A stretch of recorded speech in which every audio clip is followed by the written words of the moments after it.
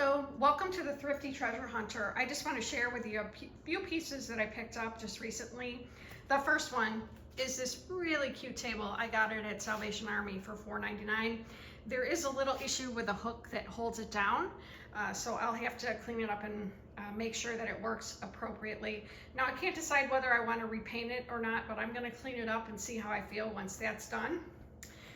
The next thing is this mirror, which is actually really nice. I got it at Goodwill for $6.99, but you can see two of the hooks are broken off.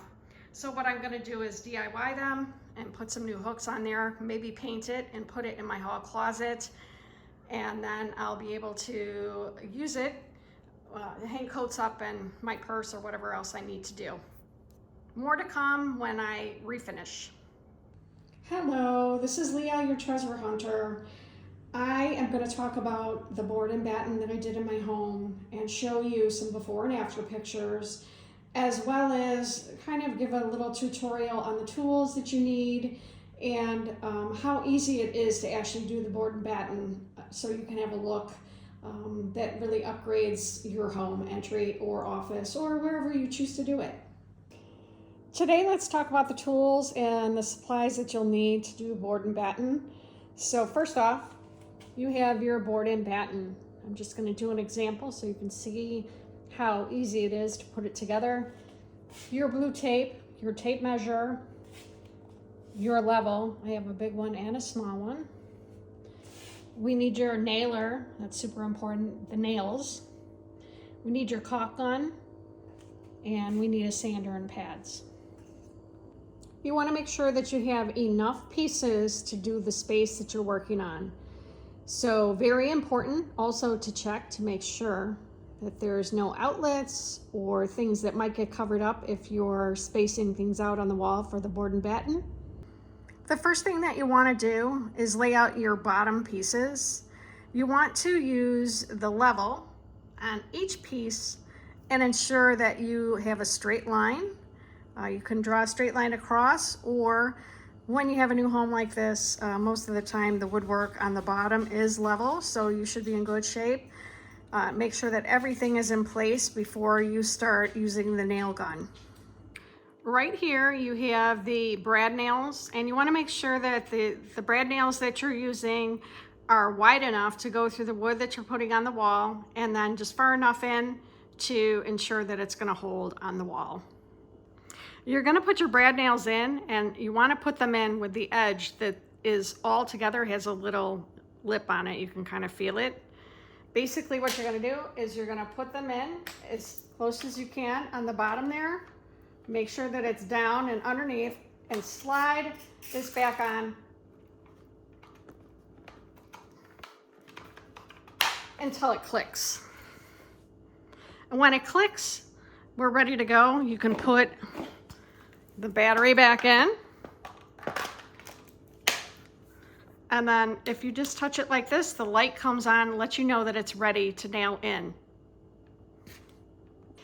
Now I have a little 2x4 here because I want to just show you what it looks like, and you should definitely try the nailer before you use it on the wall and make sure you understand how to use it and kind of get used to what it feels like. So you just basically press it in here and pull the trigger. Now you can see in there, maybe you can or you cannot, but the nail's in there. You basically hold it down and pull the trigger. Now if you'd like to, I'm gonna pretend we'll put one here and one here, one here, one here, and we're gonna work our way down the wall till you get the end. So you should put one on top, one on bottom, and as many as you need in the middle. I usually use about 2 rows, 2 here, 2 on the other side, and 2 on the end for each piece to hold it. And then if it looks like it needs more, you can put it in after you look at it. Now that I have the bottom nailed in, I can go ahead and put the top boards on to the desired length. These were 48 inches originally. These are actually leftover pieces that I'm showing you right now. You want to make sure that your top piece is level And once you've gotten to the part where that's level, you would nail that in. And then you would go to your boards, your horizontal board, and you would check for the bubble here to make sure that it's level, and nail one corner, and then go to the bottom and nail the bottom once you get it level. And then you can fill in the rest of the nails on the board to ensure that you have a straight piece. Your next step after you've nailed in everything and you have completed the space that you're working on, you're gonna wanna get your caulk and your anvil. And so let's talk about how this anvil actually works with the caulk. On the end here is actually a hole to help you open and cut the tip of the caulk open. Here is a little tool that you use to break the plastic barrier if it's closed up. And then you just basically put it in there and you should be ready to go. Now caulking, this was the first time I ever did caulk, so I will tell you I was a little messy. So maybe wear some gloves when you do it, and bring lots of napkins. Prior to doing some caulking, you might want to sand your walls if there's any high spots that are not perfectly set. And then you can go ahead and do your caulking as well, and then you can sand off any extra there as well. So let's kind of just talk quickly about how to caulk and what you need to do. Okay, so for caulking, you're basically going to hold the caulk gun in the corner or wherever you're starting and pull the trigger and squeeze and pull, and a bead of caulk will come out. Then you're gonna go up to the top and squeeze all the way down.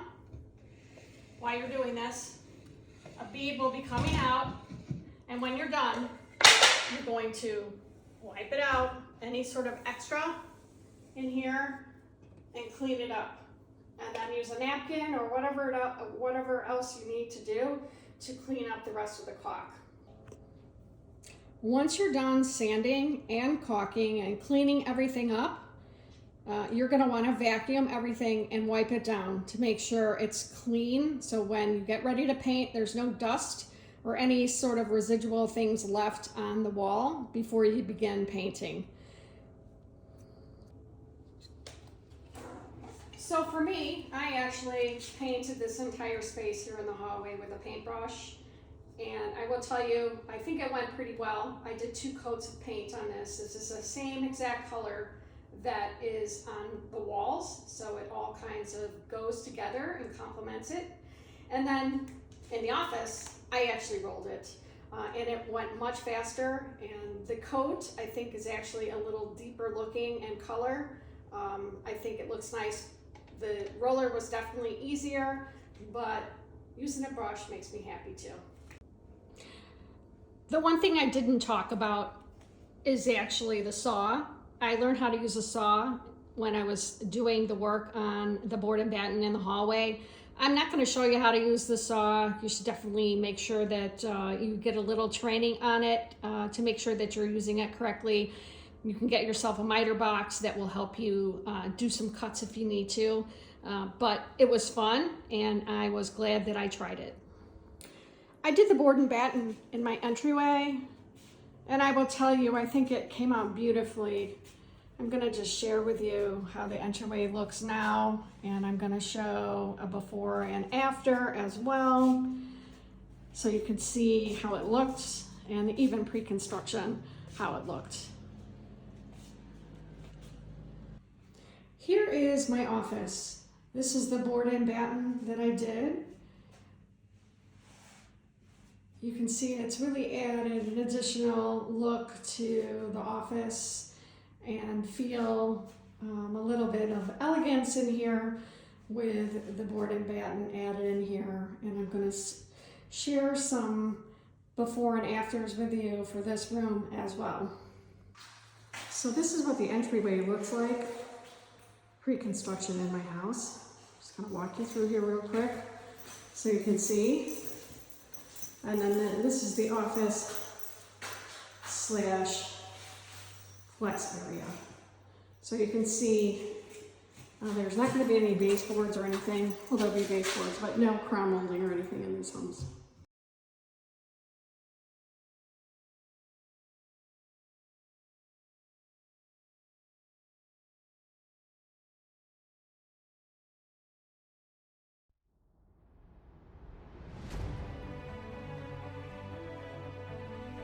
Okay, first coat is on with caulk.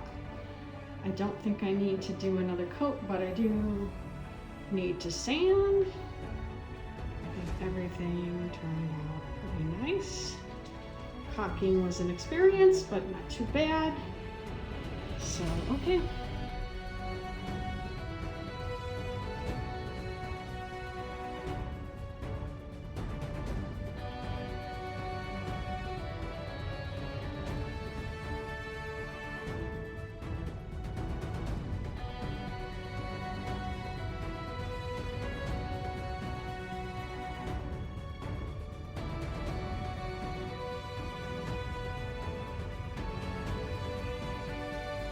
Got it.